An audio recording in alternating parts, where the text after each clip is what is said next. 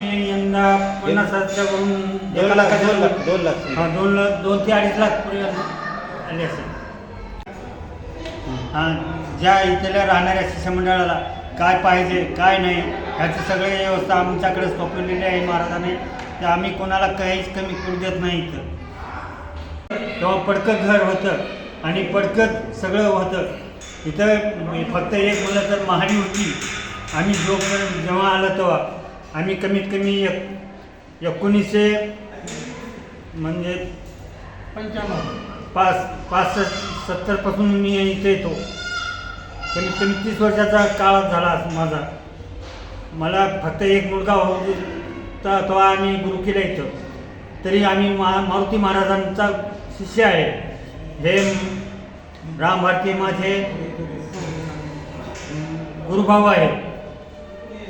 कसा बदल वाटतो तुम्हाला त्यावेळेस? बदल काय वाटते? बदल या यात्रेमध्ये त्यापेक्षा कितीतरी पटीनं सुधारणा झालेली आहे.